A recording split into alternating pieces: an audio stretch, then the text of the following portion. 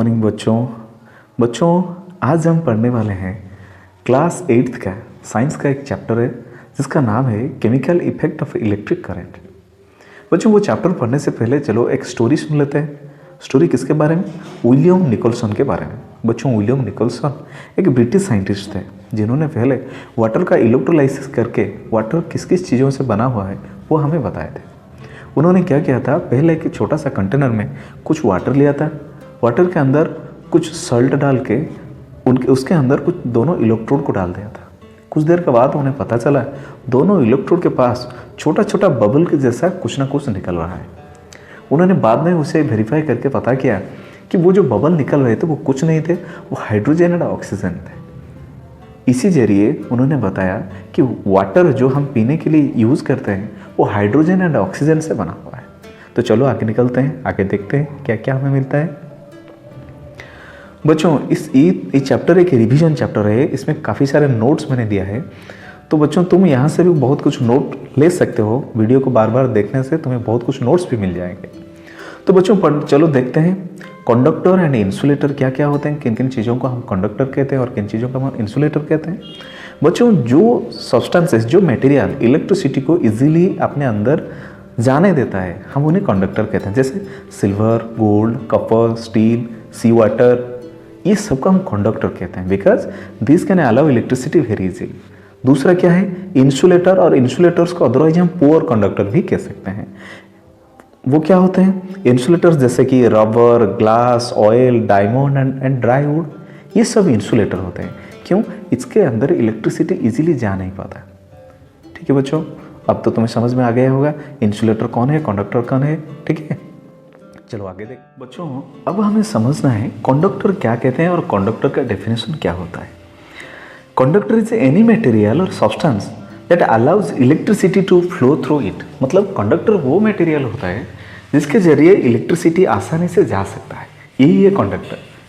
तुमने तो देखा है कई सारे एग्जाम्पल्स ऑफ कंडक्टर। ओके, अब इंसुलेटर क्या है? इंसुलेटर इज एनी सब्सटेंस और material that prevents the flow of electricity through it. Any substance, कोई भी सब्सटेंस जिसका अंदर इलेक्ट्रिसिटी नहीं जा सकता, हम उसे इंसुलेटर कहते हैं। बच्चों तुम्हें समझ लेना चाहिए कि दुनिया में ऐसा कोई चीज़ नहीं है जो कम्प्लीटली इंसुलेटर है, इसलिए हम हर इंसुलेटर को पुअर कंडक्टर कहते हैं। जो कंडक्टर उसे गुड कंडक्टर, और जिसे इंसुलेटर कहते हैं हम उसे पुअर कंडक्टर भी कह सकते हैं। अब देखो, any substance can be called as a conductor of electricity if it allows movement of charges through it. कोई भी चीज़ चार्ज के मूवमेंट को जो अलाउ करता है वो हम उसे कंडक्टर भी कह सकते हैं। बच्चों अब हमें समझना है, एक मटेरियल है जो इलेक्ट्रिसिटी को आसानी से जाने देता है, दूसरा है जो इलेक्ट्रिसिटी को आसानी से जाने नहीं देता। पर क्यों? आप देखो नीचे की फोटो दिया गया है, इस फोटो में देखो छोटे छोटे बबल जैसे, ब्लू ब्लू बबल जैसे कुछ दिया गया है। बच्चों ये एक मेटल का अंदरूनी हिस्सा है। एक मेटल के अंदर जब वो उसका पार्टिकल्स ऐसे जुड़े हुए होते हैं, मतलब उसके अंदर डीलोकलाइज्ड इलेक्ट्रॉन्स, मतलब कुछ इलेक्ट्रॉन्स फ्री होते हैं जो खुद मूव कर सकते हैं और जो इलेक्ट्रिसिटी को कैरी करने में मदद करते हैं। ठीक है, जब एक मेटल के अंदर इसी तरह का फ्री इलेक्ट्रॉन्स होते हैं इसलिए वो इलेक्ट्रिसिटी को कैरी कर सकता है। पर नॉन मेटल्स में, या फिर जिसे हम इंसुलेटर कहते हैं, उसके अंदर इसी तरह का कोई इलेक्ट्रॉन नहीं होता। उसका इलेक्ट्रॉन उसके अंदर टाइटली पैक होते हैं, इसलिए हमें दिक्कत होता है और इसके अंदर इलेक्ट्रिसिटी मूव करने में दिक्कत होता है। देखो बच्चों यहाँ पर लिखा गया है, the electrons of the conductor can flow freely, they are delocalised and hence can take electric current through them. ये डीलोकलाइज्ड इलेक्ट्रॉन ही इलेक्ट्रिसिटी को कैरी करने में मदद करते हैं या फिर यही कैरी करते हैं। Insulators do not allow the flow of charges through them because their electrons are tightly packed with their particles. Insulator के अंदर ये जो डीलोकलाइज्ड इलेक्ट्रॉन नहीं होते हैं, उनके इलेक्ट्रॉन क्या होते हैं? टाइटली पैक होते हैं, इसलिए इसके अंदर इलेक्ट्रिसिटी का जाना इतना आसान नहीं होता। बच्चों चलो नेक्स्ट देखते हैं क्या है। अब सवाल उठता है, can liquids conduct electricity? Liquids के अंदर इलेक्ट्रिसिटी जा सकता है क्या? बच्चों देखो, not all liquids can conduct electricity. However, some of them can be regarded as good conductors of electricity while others as poor conductor of electricity. बच्चों हर तरह का लिक्विड के अंदर इलेक्ट्रिसिटी नहीं जा सकता, कुछ लिक्विड्स के अंदर इलेक्ट्रिसिटी जा सकता है और कुछ लिक्विड्स के अंदर इलेक्ट्रिसिटी नहीं जा सकता। Water containing salt and minerals dissolved in it always conduct electricity. जिस पानी के अंदर कुछ सॉल्ट या फिर कोई मिनरल्स मिला हुआ हो वो पानी आसानी से इलेक्ट्रिसिटी कंडक्ट कर सकता है। Distil water which doesn't contain any salt can not conduct electricity. Distil water जो है, जिस पानी के अंदर किसी तरह का सॉल्ट या मिनरल नहीं है, वो वाटर इलेक्ट्रिसिटी कंडक्ट नहीं कर सकता। That is a poor conductor of electricity. Any solution of acid और base can also conduct electricity. बच्चों, पानी के अंदर किसी भी तरह का एसिड, किसी भी तरह का बेस अगर मिला दिया जाए तो वो पानी आसानी से इलेक्ट्रिसिटी कंडक्ट कर सकता है। ठीक है,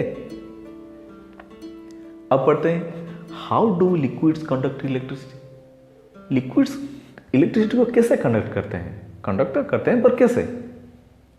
बच्चों, जैसे मैंने तुम्हें थोड़ी देर पहले बताया कि सॉलिड के अंदर, जैसे कि कोई मेटल के अंदर जैसे डीलोकलाइज्ड इलेक्ट्रॉन्स होते हैं जो इलेक्ट्रिसिटी को कंडक्ट कर लेते हैं, वैसे लिक्विड के अंदर ऐसा क्या होता है जो इलेक्ट्रिसिटी को कैरी कर लेता है? और कुछ तरह का लिक्विड्स ऐसे भी है जिसके अंदर वो नहीं ना होने की वजह से वो इलेक्ट्रिसिटी नहीं कंडक्ट कर पाता। चलो देखते हैं। Different substances when mixed in water and electricity is passed through them can break apart and form positive and negative particles or ion in water।